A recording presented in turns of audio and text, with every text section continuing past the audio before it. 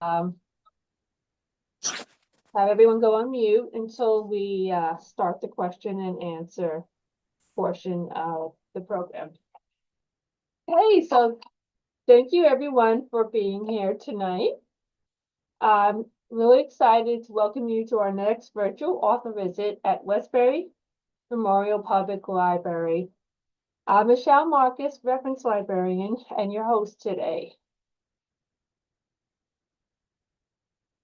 And so as I said before, just make sure, please be on mute while I do the question and answer portion with our author. And then after we do audience questions, so at that point, what you can do, select the raise your hand button on the bottom or put your question in the chat. And at that time, I will have you ask your question. Well, I'm really excited to introduce tonight's author. It's Nancy Johnson, and let me share a little more about her. So hello. And so she's a native of Chicago's South Side, and she worked for more than a decade as Emmy-nominated, award-winning television journalist at CBS and ABC affiliates in markets nationwide. Her debut novel, The Kindest Lie, has been reviewed by New York Times, The Washington Post, and Los Angeles Times, and is featured on Entertainment Weekly's Must List. It was a New York Times Editor's Choice selection and has been named one of the most anticipated books of 2021 by Newsweek, the Oprah Magazine, Shondaland, NBC News, Marie Claire, Elle, the Chicago Tribune, New York Post, Good Housekeeping, Parade, Refinery 29, and more. Booksellers nationwide selected her novel as the Indie Next Pick, and librarians chose it for library reads. Nancy's work has been published in Real Simple and the Oprah Magazine, and it has received support from the Hurston Wright Foundation, Tin House, and Kim Bibliofiction. And she's a graduate of Northwestern University and the University of North Carolina, Chapel Hill. She lives in downtown Chicago and leads corporate and internal communications for a large healthcare nonprofit. The Kindest Lie is her first novel, and her latest novel, People of Means, was released this past February. Hello, Nancy. Welcome to our virtual author visit, and thank you so much for agreeing to do this visit with us. Of And, course. and People of Means was such a memorable and beautifully written book about two generations of women, a mother and daughter, and their family. I'm so excited to discuss it. Just a reminder, we will do this interview spoiler-free, as I know some of you yet have not had the chance to read the book, or you may be currently reading the book. So just a reminder about that. And so to start, can you please share a little what this book is about? Sure, sure. So yeah, People of Means. I know you in the bio you read and had a lot of details about my first novel, The Kindest Lie, which was met with great success. And People of Means was recommended by People Magazine as it's one of its most anticipated books of 2025. It was also a most anticipated book for Woman's World magazine, as well as Real Simple. So a lot of acclaim for People of Means as well. People of Means is a story of an upper middle class Black mother and daughter, both of them coming of age at different times of social and racial reckoning in America. And so we meet the main character, Frida, when she's arriving from Chicago in Nashville in 1959 as a student at Fisk University. And it's her first time experiencing the Jim Crow South and the indignities of overt racism there. And so she's thrust into this time period in 1959, really at the launch of the civil rights movement with the sit-ins at the five and dime lunch counters. And so she has to decide whether or not she's going to get involved or engage in this activism that's going on all around her. And then 3 decades later, we meet Frida's daughter, Tulip, who is a young public relations professional in Chicago in 1992. And this is at the time of the acquittal of the officers for the beating of Rodney King. And so, just like her mother, all those decades prior, Tulip is facing a similar dilemma, trying to decide how and if she's going to engage in some of the activism to protest the verdict in that Rodney King case. So, it's a story of race, family, resistance, definitely a very timely book considering where we are in the country right now and everything that we're grappling with. Definitely, for sure. Thank you. And I was wondering if you could share a little more detail as regard to the themes of this book. The themes, yeah. So the certainly family expectations, family expectations, I think, is a big one. Certainly themes around Black excellence, because you've got this family, Frida's family, they sent her to Nashville, to Fisk University to get an education. And really, what they have told her is, we don't want you being sullied by the activism. We want you to be well educated. That's why we've sacrificed to send you there. So I think certainly that theme of family expectations is a big one. So that's weighing very heavily on Frida when she arrives on campus. And so she knows what her family expects of her, but she also sees the community around her and how they're engaging in activism. There's certainly a love that's a theme in this. We've got multiple love stories. There's a love triangle that Frida finds herself in, between a young man named Darius, who's a saxophone playing civil rights activist. And then also there's a young man that her parents have handpicked for her to be with and to marry. And that's a young medical student named Gerald. And so he has his reasons for not getting involved in the movement. And so I think that the theme of love and expectation is something that Frida is definitely grappling with and trying to make a decision on which way to go. And then in 1992, you have Frida, who's then a mother by then. And even though she experienced certain things with her own parents, telling her not to get involved in the movement and all that, you find that some of the pressures that her parents put on her, she's doing the same thing with her daughter, Tulip, all those years later. And Tulip has a love interest as well, a young bus driver named Key, who's from a lower socioeconomic bracket. And his ideas about activism are also different from Tulip's. So you've got these two women who are in this situation that they're thrust into um, these momentous times in the nation's history, and they have to make some really difficult choices about what to do. Thank you. Also, I want to say thank you for sharing about these little known parts of history. And what was your inspiration for this novel? Yeah, so I was inspired by the events of the summer of 2020 with the murder of George Floyd. And at that time, I saw so many people from every background, every walk of life getting involved in activism. There was something about, I think, the country watching the video of this police officer, a white police officer, kneeling on the neck of this Black man for over 9 minutes and seeing that video that spurred people to want to do something. So kind of similar to what we saw, back in the 90s with Rodney King. Obviously, that was more grainy, camera footage, but it was very clear in 2000 what was happening. You could see it right there. So I was struck by that activism. And then after the murder of George Floyd, so a few months later in the summer of 2020, Representative John Lewis died. And to me, he's just always been this larger than life icon of civil rights and this elder statesman. But I kept thinking, what must it have been like when I watched a documentary of his life for him to be 19 years old, a college student, and he was on the campus of Fisk University as well back then. And he was leading a lot of these sit-ins at those lunch counters. And I was just struck by the thought of someone that age.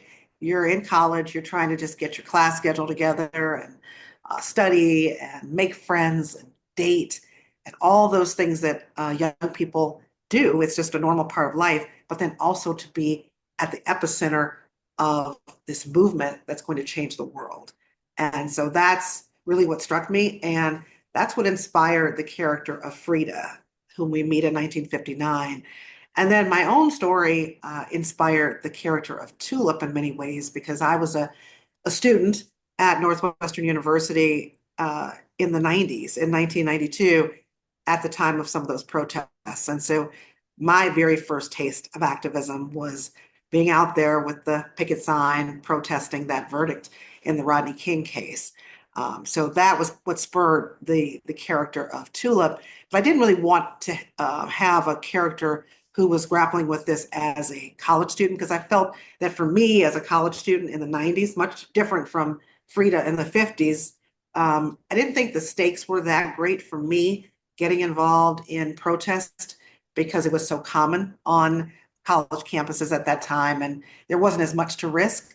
But I thought making Tulip a little bit older, right out of college in her first job and trying to rise up the corporate ladder, there's so much more to risk, at risk for her to get in with getting involved. And so I thought the stakes would be that much greater and would make the story richer. That's very good point. Um, I always find it's interesting to learn about the research process for novels that take place in different historical, like different time periods. I was wondering if you could please share what type of research you undertook for this book. Yeah, so so my first novel, The Kindest Lie, was more contemporary, set in 2008. So I didn't have to do as much research because obviously I lived through that period and had my own thoughts on what was happening. The 90s storyline for People of Means, I didn't have to research as much, but certainly I wasn't born in in 1959 or in the 60s, when that particular time period in the novel takes place. So what I did was I'm a former journalist, as you mentioned when you were reading the bio. And so what comes naturally for me is to interview people.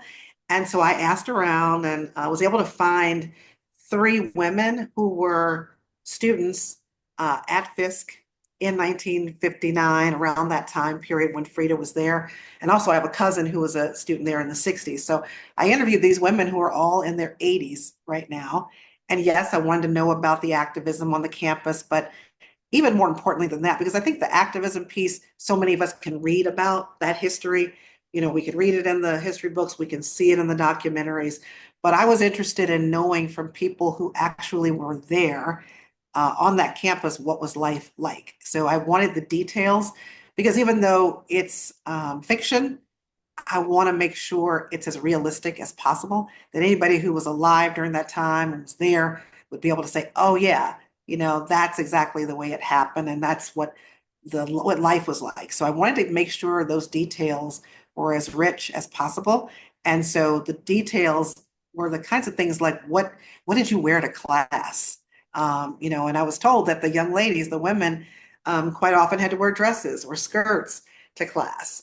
Jeans could not be worn after a certain time of day on the weekends. And then when women were wearing their dresses in some professors' classes, they had to wear pantyhose. So those are the kinds of details that I was looking for.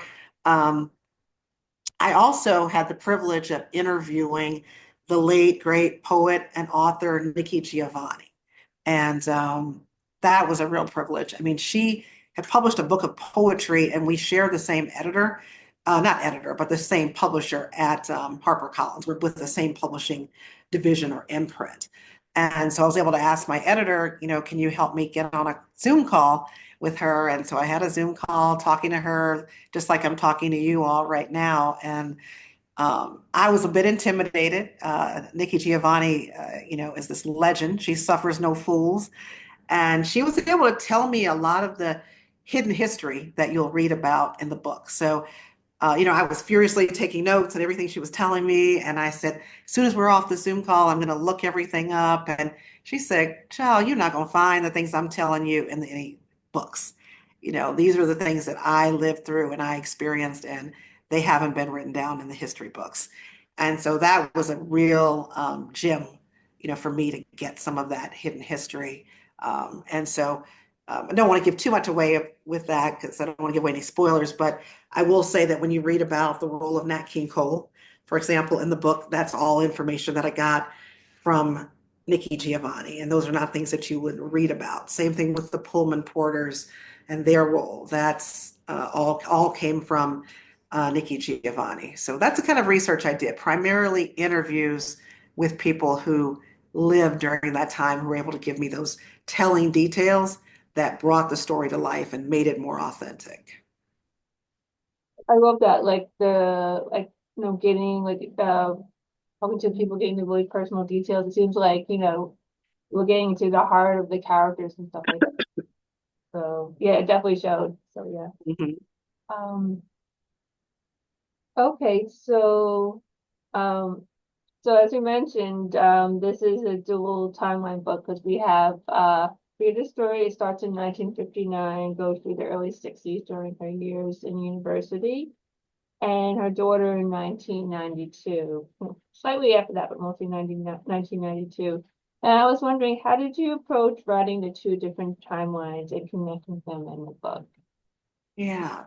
So, they were both very distinct time periods. I had the stories happening pretty much in parallel in many ways. The first several chapters are in the Frida's point of view in 1959, and then we jump to 1992 when she has a daughter. And then we're in that perspective and Tulip's perspective, and we also see Frida during that time because she's the mom. And then, after a few chapters, I go back to Frida's life in the late 50s, the early 60s. So the two women's lives, the mother and daughter, their lives are happening in parallel. And I wanted to have that structure, not all of one timeline, then all of the other, but I wanted to see their lives in parallel with each other because of the types of issues they were both dealing with in terms of the choices that they had to make about activism. I wanted, you to see them in parallel to see what the similarities were and how their lives were unfolding. And then also, as I would write it, I would also kind of play around with where I put things in the story because I wanted to make sure that when I move from, let's say, 1959 to 1992, that there's a natural handoff in the story, and that, let's say if I'm dealing with certain themes or issues with the one character, I wanted to mirror that in what you saw next with the other character. So I tried to be careful with that. Wrote as much as I could in the order in which the book happens, but then in the editing process, it's always nice to go back and move things around so that it makes more sense. It's kind of like putting together pieces of a puzzle in many ways. Okay. So you created two very intriguing and memorable main characters in the mother and daughter, Frida and Tulip. I was wondering if you could share a little more about Frida and Tulip and the challenges they face in the respective time periods and approaches that they took in their respective situations. And I love the dynamic between the two women and the family overall. Yeah, yeah. So your question is what really like about the approach you said that they take? Because the challenges they faced and how a mother like initially like the challenges where there was the discrimination and when they're at a protest and how the mother initially approached it and Tulip, and I just felt like some of it was Yeah. similar, some of it was different, which is very Some of interesting. it was, yeah, yeah, very different. I mean, there were definitely similarities and differences in how they approached that. I think I mean, for not two, for Frida in 1959, there's a scene where she stumbles upon a sit-in at a lunch counter, and and even though she knows that everything she's seeing is wrong, she's very incensed by what she sees with this overt racism around her. She's still in this feeling of why can't these classmates of mine who are sitting in, why can't they make a sandwich, a grilled cheese sandwich at home, right? Like, why do they have to create this ruckus and cause this disturbance? And she says, these are the future doctors and lawyers and the people who are going to be the future leaders of the society, you know. And so she's really kind of parroting what she's heard from her parents. That's the way she's dealing with it, and saying, the way to advance, to lift the race is by being excellent. it's by being successful. And it's really kind of that belief that the rising tide will lift all boats kind of thing. And so at the same time, there's still this part of her though that's saying, I know this is wrong, and that wants to see change, but she doesn't see that activism, the way that her classmates are pursuing it, is really the right way to go. At least that's the perspective, when we first meet Frida. And then Tulip, I think Tulip's perspective, she's still grappling with the same choices, but the way she approaches it is much different. Tulip is very quick to say, this is wrong. This verdict in the Rodney King case is wrong. And she's very frustrated. It's really kind of the opposite of her mom, because she's very frustrated with the people around her, her coworkers who don't get it.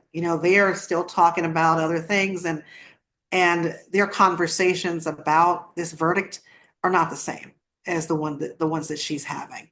And so it's very disturbing for her that the people she's working with are not are not getting it and are not as upset about this as she is, including her own roommate, who's a Black woman, Sharita, and then her good friend Rudy from work. They're not as engaged in what's happening as she is. And so we see Tulip seeking out grassroots activism. She seeks out a particular community to get involved with. And it's a Black community in the hood and the projects that she seeks out, that's organizing their own protest around the verdict and some other issues as well. But what's interesting is that these are all Black folks, but the way they perceive it and the way they perceive her is much different. So Tulip is perceived as more of an interloper, instead of someone who's an ally with them in the struggle. So you have much different reactions in terms of the communities around these two women and how they engage with those communities.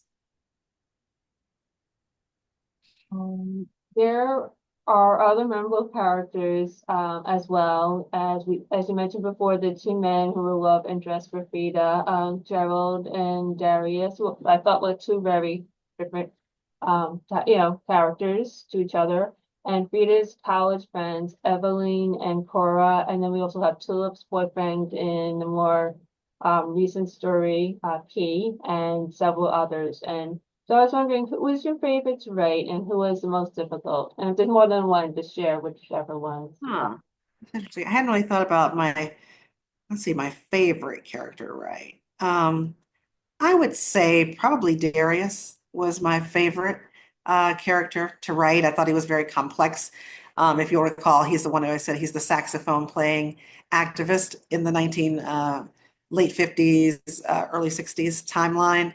I enjoy writing male characters. So that was something that was also true for me in writing The Kindest Lie as well. So for those of you who've read that one, loved writing the character of Midnight, this 11-year-old white boy in this dying Indiana factory town. Loved writing the character of Eli, who was Ruth Tuttle, the main character's brother.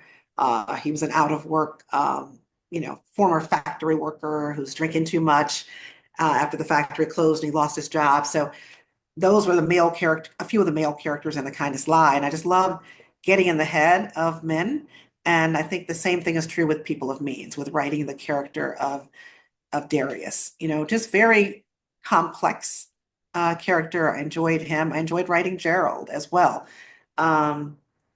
He's also a very complex character, someone who I think is misunderstood in his feelings about not wanting to engage in activism, because I really love to have stories that are nuanced and that turn things on their head, because you've got Gerald, who is this medical student who doesn't want to get involved in this. He thinks it's, ridiculous. But it's more about not just because he thinks it's ridiculous, but because he has had to work so hard to make something of himself and to rise out of the poverty he grew up in, and is now in medical school, is doing well. He can see this bright future for himself in a world that is very difficult if you're Black in America at that time. And so there are many reasons why he makes some of the decisions and the choices that he makes. And so I loved writing the complexity of his character as well as the character of Darius.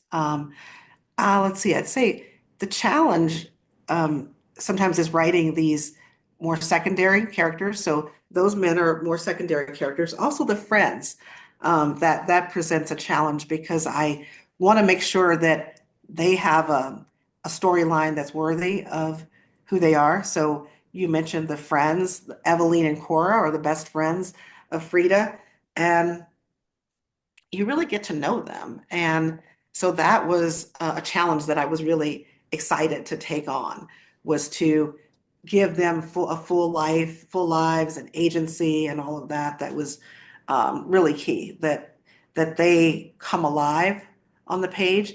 And I told you about some of the research that I had done. And so some of the things that you will read about with those two women's lives that are pretty fleshed out to be secondary characters were things that I learned from these women that I interviewed and some of the things that they had experienced. And so I was able to fictionalize some of those experiences. And also, I wanted to show that Frida's experience as a young woman, as a student at that time, was not the only experience, right? So, we're not a monolith. There's so many different experiences of women during that time period. And so I wanted people to have the full range of that. Yeah, I thought that was true with like all the characters. Like they Yeah. represented different viewpoints, which is really interesting, Mhm. during the respective time periods. And I think like Gerald and Darius, they're kind of like, well, I don't want to say necessarily opposites, but they're kind of like, and just comparing the two, it's just really interesting to see all of that. Also, I wonder if you could please share how you decided to become a published author. Um, Let's see. I grew up loving to write and loving to read. So that's always been a part of my life and my background. And then I became a journalist, which you mentioned. But then at a certain point, I realized that I didn't want to just tell the stories that were making news or the stories that were stories of my organization, the brands that I'm working with, because that's what I do now, is I work in corporate communications and that's what pays the bills. But I also wanted to tell stories of my own imagination, the things that are keeping me up at night that I'm thinking about. And so that's when I started thinking about fiction. And but didn't have any experience in it. I already was a storyteller and a writer from being a journalist and working in corporate communications.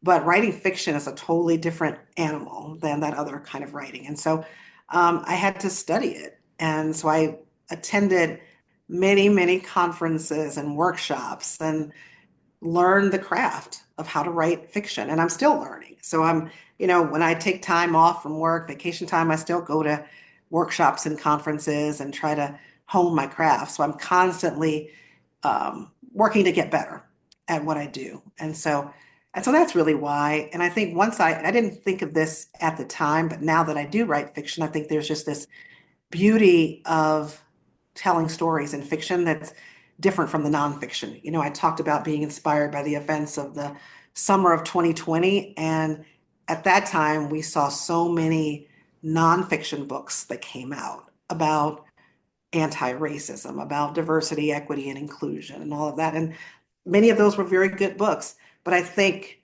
there were people who felt attacked sometimes by those books, right? And who felt that they were being judged by what was in some of those books, and some of it rightfully so. But I think there's this power that fiction has for people to get some of those same concepts, but it's less intimidating, less threatening, because you're able to sink into story and character.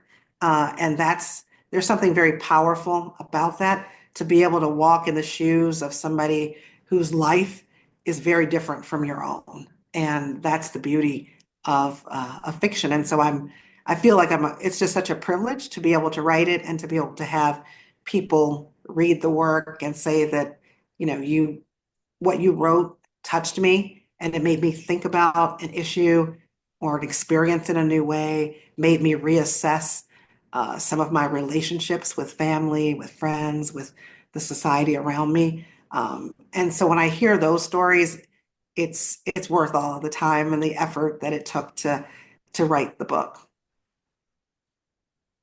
Um, okay, I think you kind of touched on this if you were talking about, when you were a journalist and kind of, using that, like how you did the interviews for your research. I was just wondering, I mean, it's just really interesting background. Was there anything else from your like background and career, in previous career that helped you as a writer?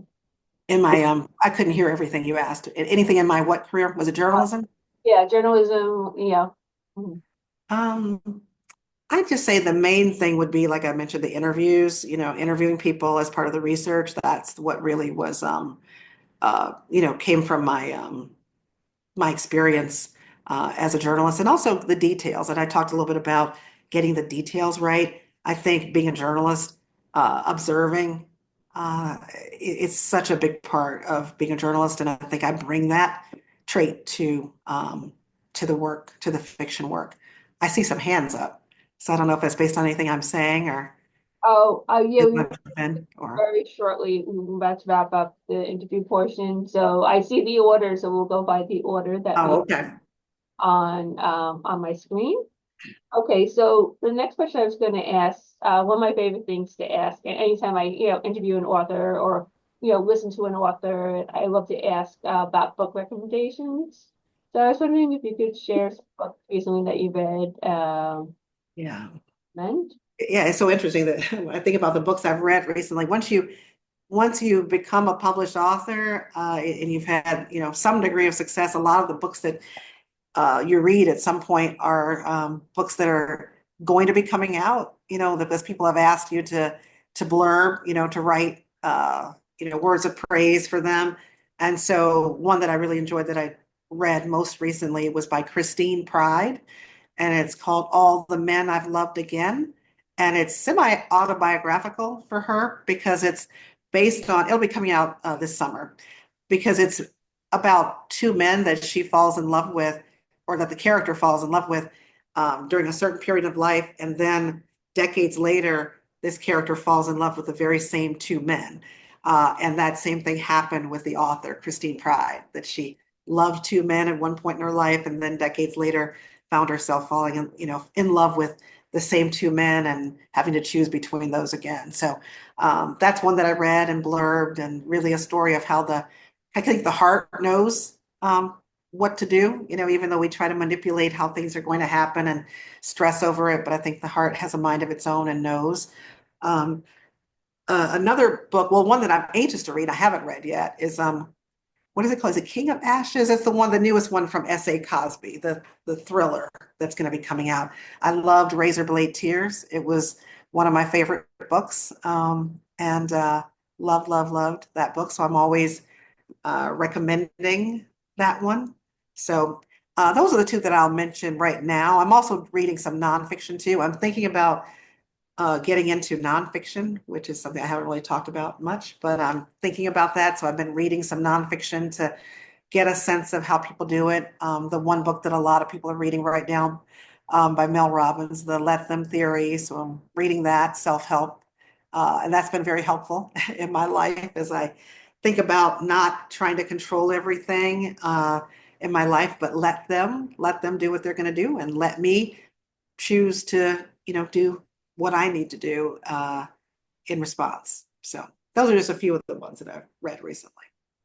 Good, thank you. And I was wondering if you could share what you're writing next. I don't know yet what I'm writing next. So I'm toying with some nonfiction ideas. I'm also thinking about another novel, of course, a third novel. I don't know if I want to do family, again. The interesting thing is when you write a novel, and you have a publishing company, I'm with William Morrow, which is an imprint of HarperCollins.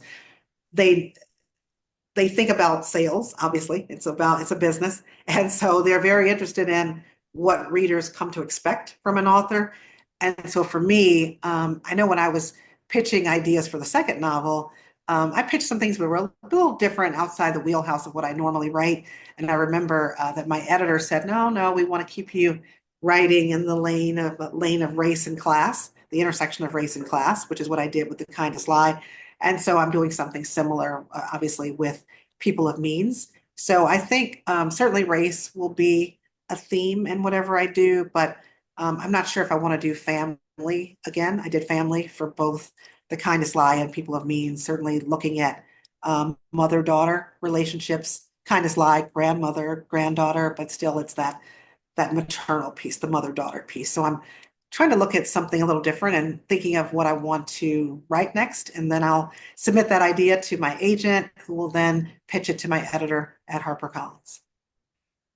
Okay, very good.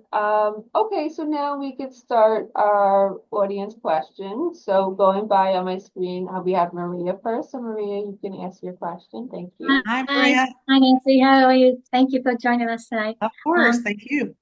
I wanted, since you discussed a moment ago about the having two loves, and I wrote down everything in notes. And chapter 30, Gerald says that the human heart is the strongest muscle in the body, beating more than 3 billion times in one long lifetime.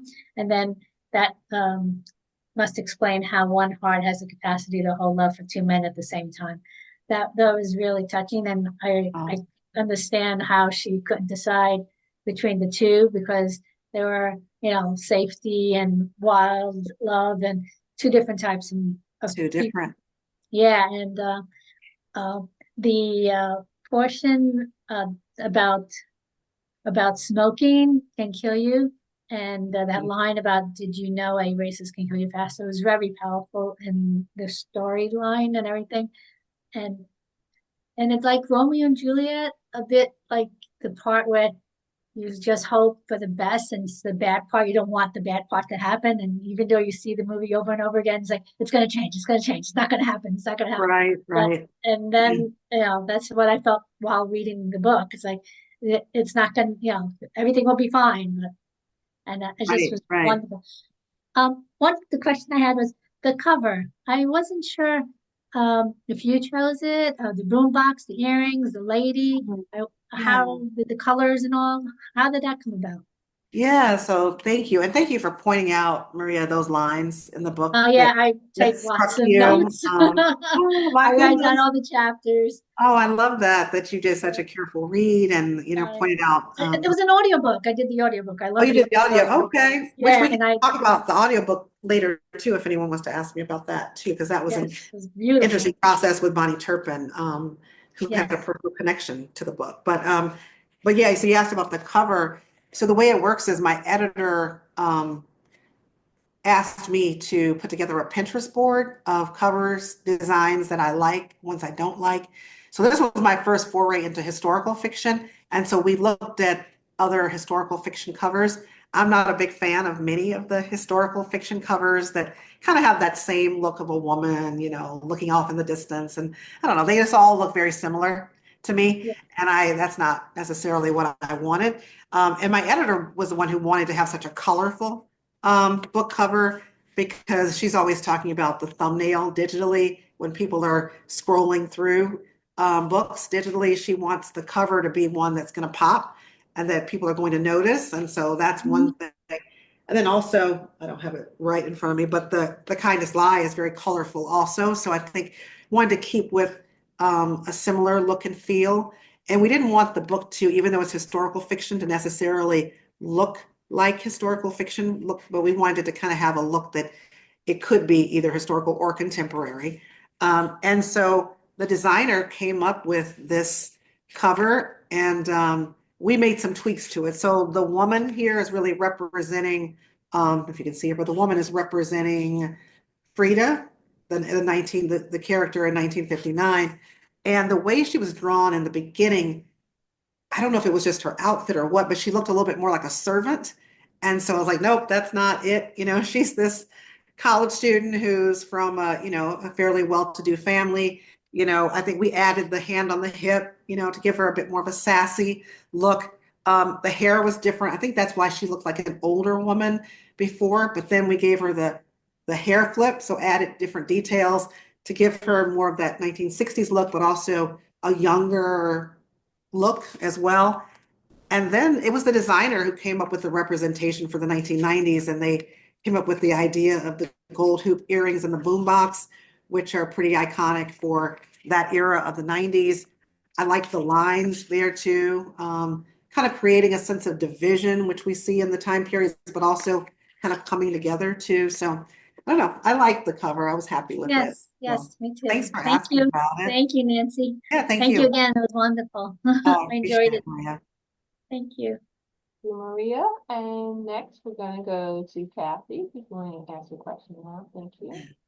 Hi, everybody.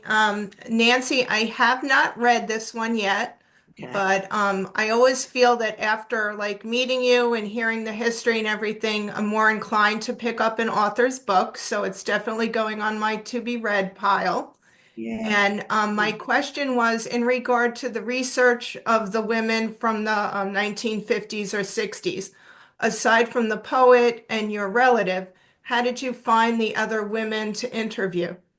Oh, okay. Yeah, good question. So I I'm in a sorority. I didn't join the sorority in college. I joined after college. A lot of the black sororities, you can pledge during college or you can pledge what's called graduate chapter later on in life. And so I'm a member of Alpha Kappa Alpha Sorority Incorporated. And so I was talking with a woman who's also in the sorority who lives in Atlanta, and she happened to tell me that, I was telling her I was researching the book, and she happened to mention there were several older ladies in the sorority who went to Fisk. They live in Atlanta now, but they were students at Fisk University in Nashville. And so I was like, oh, wow, really? And then I found out that they were there during the same time period that Frida would have been there. And so that's how that came about. It's kind of happenstance. I didn't know these women, but we're in the same sorority, and they were more than happy to be interviewed for the story. And then later on, after the book came out, there's a woman that I became friendly with who's in her 80s who lives in my apartment building. And she was a student at Fisk as well. And she was a freshman there at Fisk in 1959. I wish I had known her when I was writing the book, but I didn't know her. But now that she's read it, she said, Nancy, it's like you were following me around during my time there. So that felt good, to have her read it and feel that it was an authentic rendering of the experience that she had as a student there. Thank you. I'm a Yeah, member thank of the you. sorority too, so Are you? Okay. it's nice to have that connection It with is fellow very sisters. nice. Yeah. Yeah, like a Thank you. lifelong sisterhood. But thank you for reading the book, and I hope you enjoy. That was a great question. Thank you, Kathy. Next, we will go to next. Is it Merle, right? Yes, you could ask your question. Thank you. Oh, you're on mute. You can take yourself off of mute. Let me see. It's unmute. Yeah, you're on mute. Got it. Okay, no problem. Okay, very good. Mhm.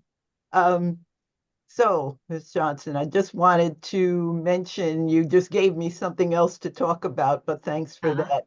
I just wanted to talk about Nikki Giovanni a little because you mentioned the sleeping car porters, and that is one of her longer and really very, very interesting works because she talks about the, don't know if everybody is aware of the history of the Black sleeping car porters that worked for the Pullman Company and worked the trains that went across and up and down the country.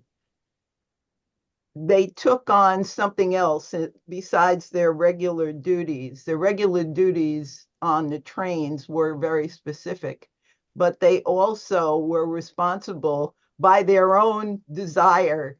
They helped all the adults who wanted to send their kids to visit their grandparents or their aunts and uncles during the summer when school was out.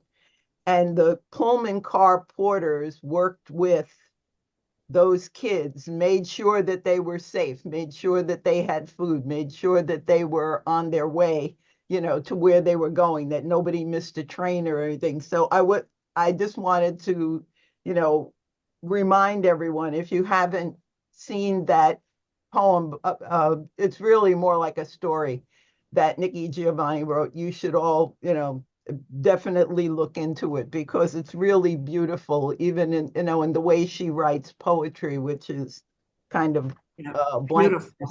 But she does talk about that with a lot of feeling simply because she knew about that transition, about the way people travel. I see Carmen you're nodding her head, so you know what I'm talking about.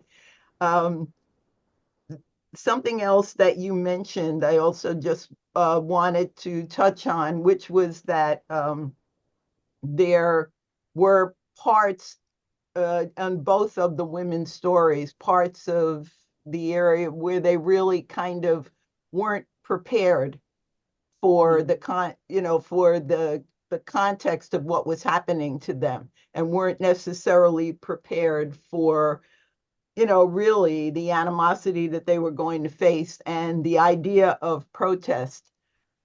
I'm not so sure about that either, because I can't think of too many people of color that I know that had not either faced that or actually stepped into demonstrations at some point. I certainly am of an age, I'm not quite as old as Frida's character, but I surely went through that. I was at NYU in the 70s. Need I say more? Okay, if you went to NYU or you went to Columbia, you were in a protest one way or another, whether you were just going to class or something else would happen. But I think that it's, especially for Tulip. For Frida, I would imagine that she was probably too sheltered. And there was also something that you brought up where people were really, really, a large number of Black people were extraordinarily reluctant to become involved with the protest because it was so dangerous for them. No one I thought it wanted was to important to bring up because I think a Yes. lot of people assume that if you were Black at that Yeah. time period, you automatically were going to be involved Too in this. much fear It wasn't true involved. with everybody. Too much fear involved. Yeah. And, of course, they were looking at everything was at stake. If you were protesting, you were possibly being hurt, you were injured, you could be lynched. Let's face it, you could be lynched. You would almost certainly at some point in some places you would have lost your job. Yes. And there was just too much at stake for them, and that's why a lot of them, were reluctant, obviously. I think maybe it's a commentary on how much progress we made, that Tulip wasn't really aware of that quite so much, the stakes that, were involved in getting involved in the protest. Way different time, way different Yeah, time, because coming along in the, completely different context. at that time period, because so many battles had already been fought, you have Yeah. people who were young people in 1990s who were, Yeah. like, I'm just living life and life is good. I'm not as, they Yeah. didn't know what we I'm had so gone sorry through. to be laughing, but yeah, that Yeah. is nowhere that's nowhere near the truth. And I think everybody should know that if you haven't already recognized it, it's nowhere near the truth.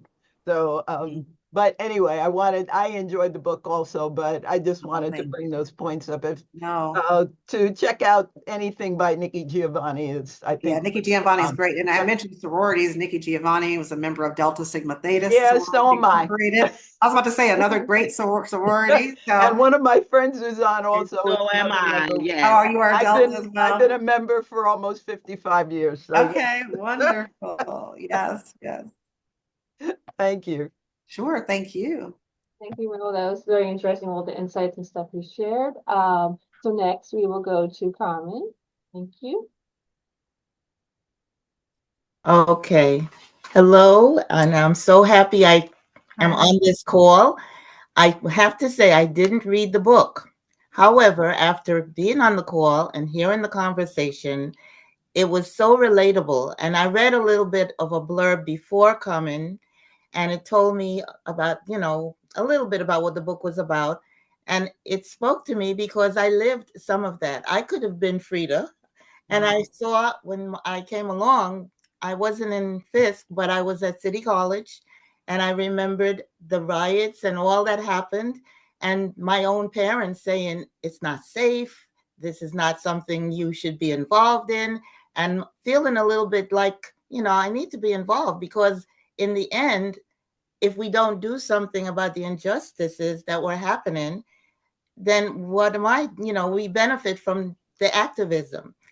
And then fast forward when I had children and they had different things going on the campuses where they went to school, I sort of felt the same fear for them being involved. So I found it very relatable. But you Just like related to Frida, right? Yes. That you wanted to be involved, but then when it's your own children, it was, it's yes, different, right? it You're worried was about their different. safety. And it was and I think a lot of it is generational too, Yeah. because I really didn't feel unsafe. But the problem was dealing with my parents and my grandparents who, oh, you can't go to City College today because, and it was really well needed because City College was located in Harlem, the middle of a really Black community. And yet when you went on campus, I could count. I was one or two in my class as a Black student attending school at that time. We had no Black Studies program. We never even talked about the fact of where people of color came from. So a result of all that took place was this change that a lot is now taken for granted. Because at that time, that was not the nature of the school. And that was some of the protests. And when the students literally took over the campus, that was a first for New York. So, and I like the fact that you related it also to Fisk, which is a Black school, and that was a different kind of experience too from Very much. students who attended an urban school, and there was no sort of fellowship. I'm using it lightly, but the fellowship was different because in the urban settings, it was a commuter school. It was considered to be the Harvard of the poor, and it was considered to be very, very white, even though you were living the life in the middle of a largely Black community. So it was like enough is enough. And the student, and then we had Dr. King assassination also, which complicated everything. So I remembered it was quite a time. Yes. And so I related to it. And I also realized when my kids came along and they were dealing with things on campus, you know, I kind of tried not to interfere too much and I understood it better. But there was also this feeling of, you know, I want you to be safe. And I, Right. you know, you couldn't understand. And And then that's you also, totally understandable. yes. And then you touched on my favorite person, Nikki Giovanni, who I met. And I used to use her poetry, oh my God, ongoing, to read it, to live it, to teach it to my students. Until now, I still go back to things that she has written and use that as a source of inspiration. Because, you know, she was not one to keep her mouth closed and not talk up. And if Not you, at all. and I learned, if nothing else, do it through poetry and it sounds wonderful. And And it sounds- everybody listens, you know. So I thank you for the presentation. I could go on too long. However, again, I will be reading the book. Well, Okay. good. Thank you so much for sharing your personal experiences. I Yes. really appreciate that. Well, thank you. And Yeah, I'm not in any of the sororities, but I have all my friends who are sorority sisters. So Right. this is going to be passed along. Yes. Oh, good, good, good. It's Okay. all love and the divine nine with the sorority. Yes. Agreed, and thank you, Carmen. And next, we're gonna go to Mindy. If you want to ask your question. at this Hi, time. Nancy. Hey, I Mandy. I Good to see don't know where you. to start, but I love The Kindest Lie. Aw. I started reading this and piggybacking on what Carmen was saying, while I'm reading yours, I was also starting the Harlem Rhapsody by Oh, Victoria. yeah. Victoria And- Christopher Murray's book. Yes, and I have between that the one two, too. the way you portray your characters and certain scene, I haven't, I'm still in the first couple of chapters, but the when Frida was going to looking for the bathroom Yes, at and the the ball fair, with the the state kids, fair. I just felt like I was there and I just felt for her. And that is what I commend you on your writing, because that's how I Thank you. felt about The Kindest Lie and how I feel about this. So kudos to you. Thank you. And I love the name Now Tulip. 8 o'clock in the library. Sorry, there's an Tulip will be announcement. closing in a How moment. did you come up with the name 7 o'clock, Tulip 45, library. Oh. as a character? Sure, and I- I just Well, love that. tulips are my favorite flowers. So that was one thing. And then once you read the book, you'll see an explanation for the name Tulip and how Frida gave that name Tulip to her daughter. So I think you'll be interested in that. You'll have to send me a note once you read that part on social media. But I will. I don't want to spoil that. part because it's kind of an interesting piece to how she got that name. But it came from it being my favorite flowers. Yes. Okay, thank you. Yeah. And the acknowledgement, thank Oh, you. yes, And yes. There's so many of and I am you that, passing the word around about this book. oh, good, good. And I do want to say to anybody who has read it, if you enjoyed it, please, consider leaving a review on Goodreads and Amazon if you can. It helps with the algorithms and getting the book in front of more people. So makes a Yeah, I have the difference. book and the audiobook. I was listening. Oh, okay, good, and I'm good. listening to it. Yeah, so- yeah. I got to do we had touched on audiobooks before. I was lucky enough to be able to do the was it the acknowledgments, read the acknowledgments, the dedication, the author's note. So that was a lot of fun to be able to do that. And then the audiobook narrator is Bonnie Turpin. And so I don't know if any of you have heard of her, but she reads quite a few books that, people love. And I know she's like, people say she's an automatic buy if she's the one who reads it. And so that's why I chose her to do it. But as she was doing the narration, she was sending me notes on Instagram saying, "Oh my gosh," she said, "I had no idea when I agreed to, do the contract to do this book." But she said that her father, I think it was, went to Fisk. Her sister was a graduate of Fisk. I think she had her grandfather was a Pullman porter. So she had so many connections to the story. And so she was so excited. And so it was kind of meant to be that she was the one who did the narration for it. Wow.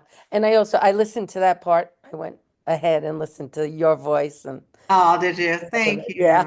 Yeah, it was fun to be able to go to the studio and record that. All right. And so thank you and love Oh, what I've thank read you, so far. Mindy. I appreciate it, Mindy. Thank you, Mindy. And I'll just say two things before we go to the next question. First of all, interestingly, the next author I'm interviewing is Victoria Christopher Christopher Murray. Murray. Okay. That's great. Rhapsody. So Wow. that's funny. And the second thing, I also wanted to thank you for the acknowledgement. I thought that was really sweet. I know there was a few of us, just to give you some context, who review a lot of books. Like, a lot of us know each other from like Friends in Fiction, and we love to, like, the authors that we talk to and hear.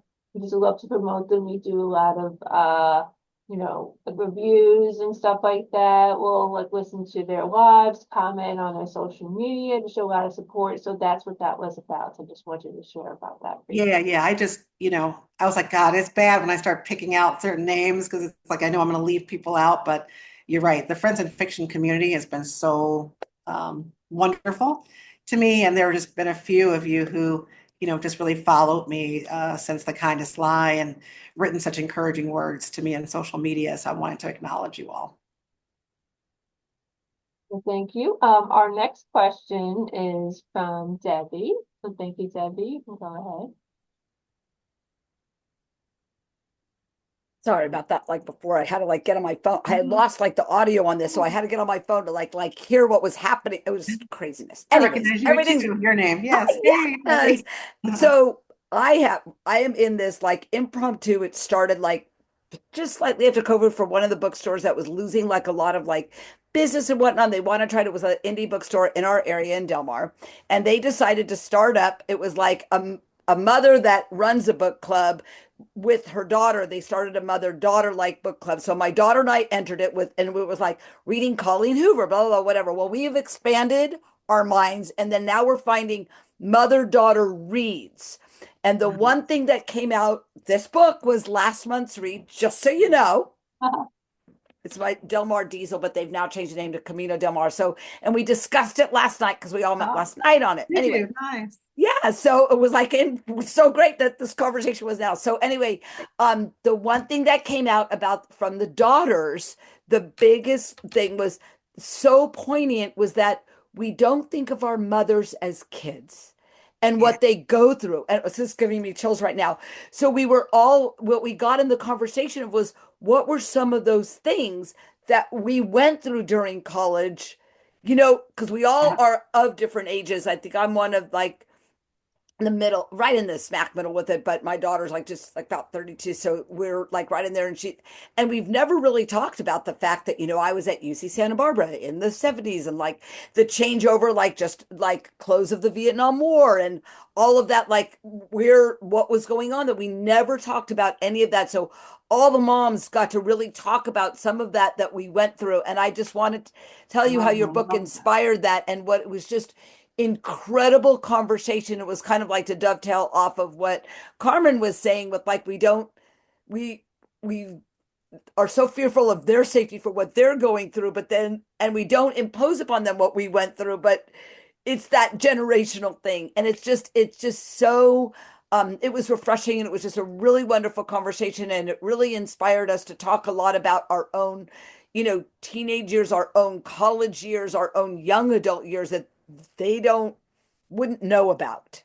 Right. I love that, Debbie. Thanks for sharing that with me. So it That wasn't a means a question, it lot. was just a commentary, and it No, was about I'm the glad. inspiration and just the Nice. fact that I mentioned to read the book because I knew kind of what it was about. And so it was like my pick, my suggestion, and Thank it was you. 5 stars from everyone. I told everyone they have to go put a commentary in on it. And so our girls Oh, will probably good. do things on TikTok. It's Right, which is fine. I love that. TikTok, right. Instagram, the And Bookstagram Instagram. And so world. it was really, it was Um, just, it was so, so lovely. It was just really, really a lot of fun. It just was just a great, great chat. And thank you for Michelle she paid me to time this just right, by the way. No, I'm just kidding. No, I'm so glad. Thank you. I'm glad that you all were able to share, mother and daughter. And I think the other thing that I found in writing this is that I've learned that a lot of times we don't think about our mothers as fully formed human beings. Like we think of them as being just our mothers. You know what I Right.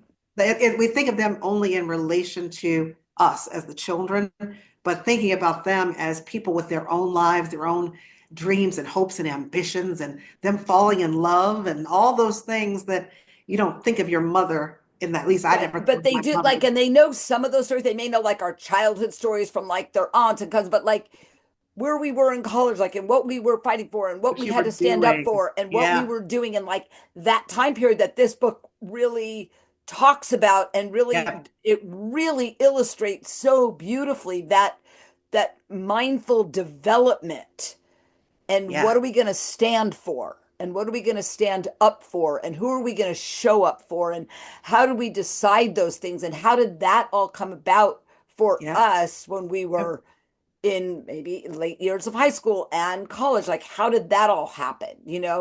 Some of the antics and the in and outs of what we were when we were children, like my parents would tell them stories and this and that, and my sisters would share like what I was like as a youngster, but not like really where we were and who we are as individuals. And I love that was so it written just so beautifully between Frida and Iris, and it really inspired an incredible discussion last night. I just wanted to let you know that we Oh, hardly good. talked about anything else except for that. Oh, I'm so Because after glad. we all loved it and we all felt really good about this, that, and the other, we were all in agreement of that, then it just sparked such an incredible Great discussion. extended conversation. I think is just a great one. So I'm going to Good. put that out there. Yes. Thank you for that. And that's what I love about these sort of things. It inspires some types of discussion about different things, your own personal experiences and bringing it into it and just sharing and learning different things. I love that so much. Is there anyone else that has a question? You can even ask it in the chat if you like, or any comments that you'd like to make at this time. So before we go, Nancy, so I know some of the people were interested, maybe like in supporting you on social media, learning more about what you're doing next. So I was wondering if you could share where to find you, like I'm on sure. website, social media. Yeah, my website, my author site is nancyjohnson.net, nancyjohnson.net. And so when you go there, it'll ask you to sign up for my newsletter. So you can certainly do that. You don't have to, but you can, and to get the latest news on what I'm doing. And then I'm very active on Instagram. I'm Nancy J. Author, Nancy J. Author on Instagram. I'm also on Facebook, just as Nancy Johnson personally. You can, follow me just in my personal account, but also I have Nancy Johnson Author is my Author account on Facebook. So that's where I'm most active. I'm also Nancy J. Author on Threads. Not as active there, but I'm there as well. So always happy to interact with people on social. It's fun. Thank you. So that's Yeah. really good. So thank you, Nancy, for doing this virtual author visit with the Westbury Library. And we all, Thanks for having me. oh, I you're really so appreciate you welcome. all reading it. And I hope everybody will Wonderful book. enjoy who hasn't read yet. Yeah, it was a wonderful book. And yeah, I agree too. I'm sure, and I hope you all will and will definitely enjoy. So yes, as I said, we all enjoyed talking with you and discussing this wonderful book. I just wanted to share our next virtual author visit. So we do them every other month now. So this will be, as I previously mentioned, Victoria Christopher Murray about her book, her latest book, Harlem Rhapsody. And it's on Monday, June 2nd, 7 p.m. And I will let you know when you're able to register on the website. I will put a link and then you can register through the email. So, and also just one more thing, I don't know if anyone, you guys are interested in doing this or not, but so as I said, since you don't have it every month anymore, I also do interviews for a podcast.